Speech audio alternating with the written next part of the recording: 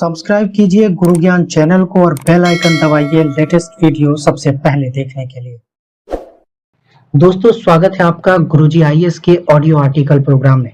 और हमारा आज का आर्टिकल भारत की आपराधिक न्याय प्रणाली से संबंधित है।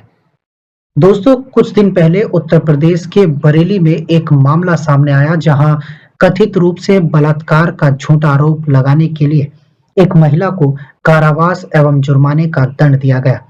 यह मामला भारत की आपराधिक न्याय प्रणाली यानी क्रिमिनल जस्टिस सिस्टम में गंभीर प्रणालीगत कमियों को उजागर करता है। विचाराधीन कैदियों का मनमानीपूर्ण एवं सुदीर्घ निरोध या हिरासत, अपर्याप्त पुलिस अन्वेषण और फास्ट ट्रैक अदालतों का अकुशल कार्यक्रम ऐसी प्रणालीगत अक्षमताओं को उजागर करता है जो न्यायिक प्रक्रियाओं में आम लोगों के भरोसे को कमजोर करता है। यह परिदृश्य भारत की आपराधिक न्याय प्रणाली में व्यापक सुधारों की तत्काल आवश्यकता को रेखांकित करता है। सरकार द्वारा हाल ही में फास्ट ट्रैक विशेष न्यायालयों के लिए केंद्र प्रायोजित योजना को वर्ष 2026 तक की अवधि के लिए बढ़ा दिया गया है और इसके लिए महत्वपूर्ण बजट आवंटन किया गया है। इस सकारात्मक कदम को पुलिस अन्वेषण, प्रोटोकॉल, अभियोजन स्वायत्तता और न्यायिक पर्यवेक्षण में समृद्धि के साथ पूरक सहयोग प्रदान किया जाना चाहिए ताकि गलत या अवैध बंदीकरण को रोका जा सके और समयबद्ध न्याय सुनिश्चित किया जा सके। आपराधिक न्याय प्रणाली यह सुनिश्चित करने के लिए जिम्मेदार है कि अपराधियों को न्याय के कटघरे में लाया जाए और पीड़ितों को न्याय प्रदान किया जाए। यह प्रणाली यह भी सुनिश्चित करती है कि आपराधिक गतिविधियों के आरोपियों के साथ न्यायपूर्ण व्यवहार किया जाए तथा उनके उचित अधिकार प्रदान किए जाएं। भारत की आपराधिक न्याय प्रणाली आईपीसी और सीआरपीसी पर आधारित है, जिन्हें भारतीय न्याय संहिता और भारतीय नागरिक सुरक्षा संहिता से प्रतिस्थापित कर दिया गया है। पुलिस अपराधों की जांच करने, संदिग्धों को गिरफ्तार करने और कानून प्रवर्तित करने के लिए जिम्मेदार है। वह राज्य विशेष के नियंत्रण में कार्य करती है। न्यायपालिका कानून की व्याख्या करने के माध्यम से उसकी पुष्टि करती है और आपराधिक मामलों में निर्णय देती है। संघीय स्तर पर सर्वोच्च न्यायालय और प्रत्येक राज्य में उच्च न्यायालय शीर्ष स्तर पर कार्यरत है, जबकि निचली अदालतें विभिन्न मुकदमों का कार्यभार संभालती हैं, जेलों का प्रबंधन करती हैं, दंड पर और आदर्शतः अपराधियों के पुनर्वास पर ध्यान केंद्रित करती हैं। निर्दोषता की धारणा यह बताती है कि किसी अभियुक्त को तब तक निर्दोष माना जाता है जब तक कि उसे उचित संदेह से परे दोषी सिद्ध न कर दिया जाए। अभियुक्त को निष्पक्ष एवं सार्वजनिक सुनवाई का अधिकार प्राप्त होता है, जिसमें स्वयं का बचाव करने और साक्ष्य प्रस्तुत करने के अधिकार भी शामिल हैं। निष्पक्ष सुनवाई सुनिश्चित करने के लिए कानूनी प्रक्रियाओं का सही या सम्यक ढंग से पालन किया जाना चाहिए। लंबित मामलों की विशाल संख्या, जो जुलाई 2023 तक लगभग 5 करोड़ से अधिक थी, न्यायिक गतिरोध पैदा करती है जो प्रणाली को अपंग बनाती है। प्रत्येक पेंडिंग मामला समय पर न्याय प्रदान कर सकने की प्रणाली की विफलता को दर्शाता है। इस संदर्भ में इंग्लैंड के पूर्व प्रधानमंत्री विलियम एडवर्ड ग्लैडस्टोन की यह उक्ति प्रसिद्ध है कि विलंबित न्याय न्याय से वंचना के समान है, यानी justice delayed is justice denied. Bareilly के हालिया मामले में फास्ट ट्रैक अदालत ने निर्णय देने में 1559 दिन लिए, जो 1 वर्ष की समय सीमा से लगभग 4 गुना अधिक समय है। इस तरह की देरी शीघ्र सुनवाई के अधिकार यानी राइट टू स्पीडी ट्रायल, जिसे सर्वोच्च न्यायालय ने NS साहनी बनाम भारत संघ मामले में अनुच्छेद 21 के तहत एक मूल अधिकार के रूप में मान्यता दी है, उसका उल्लंघन है। भारत में प्रति मिलियन जनसंख्या पर केवल 21 न्यायाधीश उपलब्ध हैं। यह कमी महज एक संख्या को इंगित नहीं करती, बल्कि इसका तात्पर्य है कि न्यायाधीशों पर अत्यधिक काम का बोझ है, जल्दबाजी में किए जाने वाली सुनवाई और समझौतापूर्ण निर्णय है। न्यायाधीश न्यायपालिका में 35% और उच्च न्यायालयों में लगभग 400 पद खाली बने हुए हैं। अपर्याप्त कर्मचारी बल और सुविधाओं के कारण गुणवत्ताहीन जांच, कमजोर अभियोजन तथा न्यायिक देरी की स्थिति बनती है।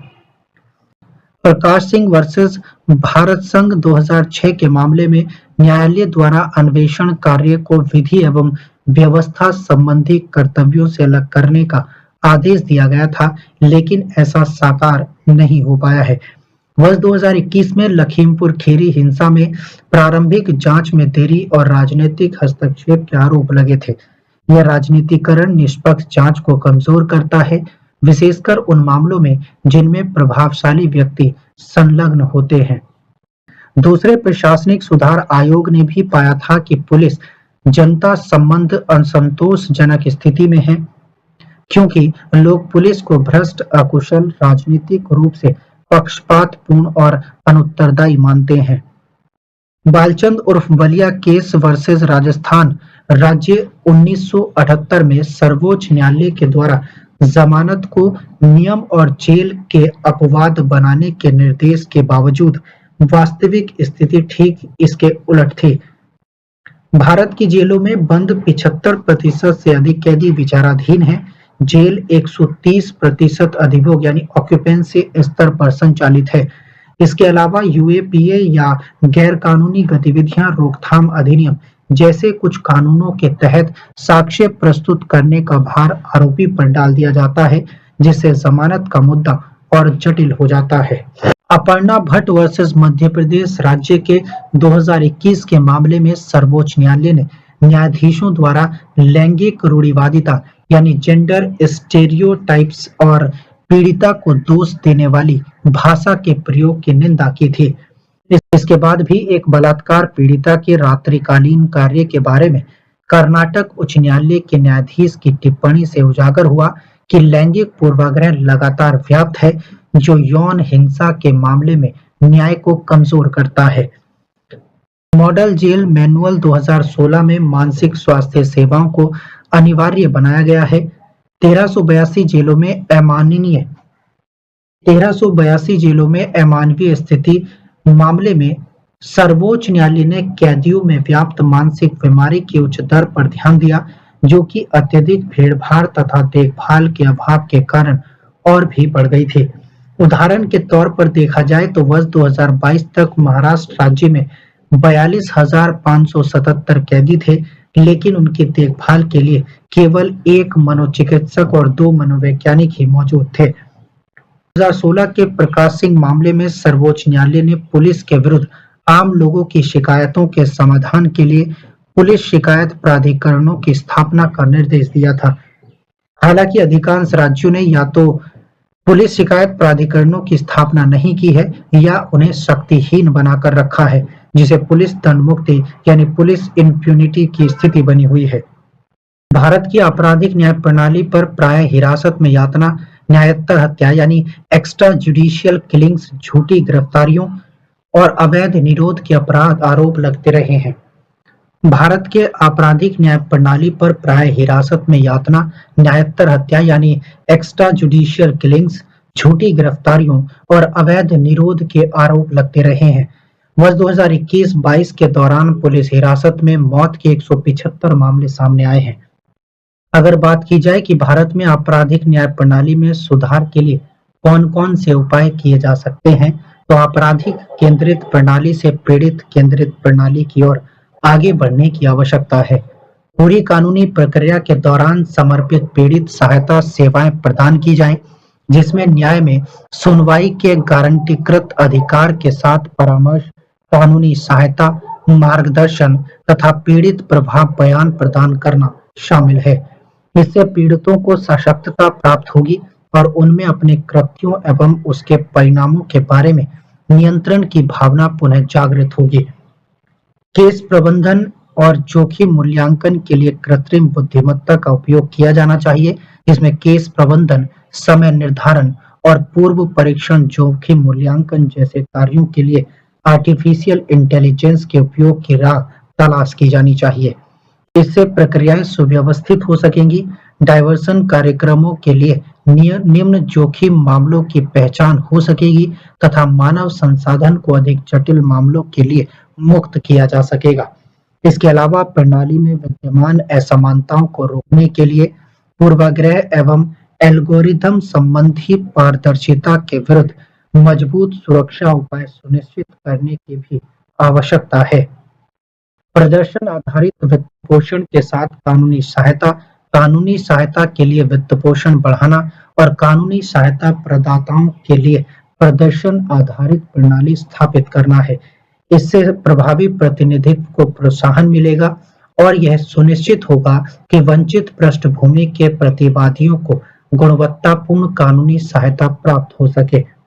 जमानत सुधार और विचाराधीन हिरासत में कमी लाना और भारतीय विधि आयोग की 268वीं रिपोर्ट में हिरासत की अवधि को कम करने के लिए तत्काल उपाय किए जाने का आह्वान किया गया और यह निष्कर्ष दिया गया कि इसे रोकने के लिए जमानत से संबंधित कानून पर पुनर्विचार किया जाना चाहिए। 2003 की मलिमत समिति की अनुशंसा के अनुरूप पर्याप्त वित्तपोषण एवं निगरानी के साथ साक्षी संरक्षण योजना 2018 को पूर्णतः लागू करने की आवश्यकता है। सभी न्यायिक अधिकारियों के लिए अनिवार्य लैंगिक संवेदनशीलता प्रशिक्षण, न्यायिक शिक्षा में लैंगिक दृष्टिकोण का एकीकरण और लैंगिक रूप से पक्षपातपूर्ण टिप्पणियों के लिए न्यायाधीशों को जवाबदेह ठहराने की व्यवस्था कायम की जानी चाहिए। लैंगिक संबंधी रूढ़िवादिता पर हाल ही में प्रकाशित सुप्रीम कोर्ट हैंडबुक इस दिशा में एक महत्वपूर्ण कदम हो सकता है। न्यायमूर्ति अमिताभ राय समिति की अनुशंसा के अनुरूप जेलों के भीतर विचाराधीन कैदियों, दोष सिद्धों और पहली बार अपराध करने वाले व्यक्तियों को अनिवार्य रूप से पृथक रखने की आवश्यकता है, जिसमें अदालत में पेशी और अस्पताल में जांच के दौरान भी पृथक रखना शामिल है। समिति ने जोर दिया है कि कारागार प्रशासन को आयुष्मान भारत योजना जैसी राष्ट्रीय और राज्य स्वास्थ्य बीमा योजनाओं का व्यापक रूप से क्रियान्वयन करना चाहिए। समर्पित न्यायाधीशों द्वारा फास्ट ट्रैक न्यायालयों का पुनरुद्धार करने और फास्ट ट्रैक न्यायालयों के लिए बेहतर अवसंरचना की आवश्यकता है, जहां बाध्यकारी समय सीमा निर्धारण और मामलों की निगरानी एवं शीघ्र निपटान के लिए केस प्रबंधन प्रणाली शुरू की जाए। 1993 की बोहरा समिति के निष्कर्षों के अनुरूप राजनीति के अपराधीकरण से निपटने के लिए एक समर्पित संस्था के गठन की आवश्यकता है। इस संस्था को विभिन्न स्रोतों से खुफिया जानकारी एकत्र करने, राजनेताओं, नौकरशाहों, अपराधियों एवं असामाजिक तत्वों के बीच गठजोड़ की जांच करने और संलग्न व्यक्तियों के विरुद्ध निर्णायक कार्रवाई करने का अधिकार दिया जाना चाहिए। ऐसी संस्था राजनीतिक प्रणाली को आपराधिक प्रभावों से मुक्त करने तथा जनता का विश्वास पुनर्बहाल करने में महत्वपूर्ण भूमिका निभाएगी। 2007 की माधव मेनन समिति के सुझाव के अनुसार पुनर्स्थापनात्मक न्याय को बढ़ावा देने की आवश्यकता है। यह दृष्टिकोण केवल दंड देने के बजाय अपराध से होने वाली क्षति के उपचार पर केंद्रित है।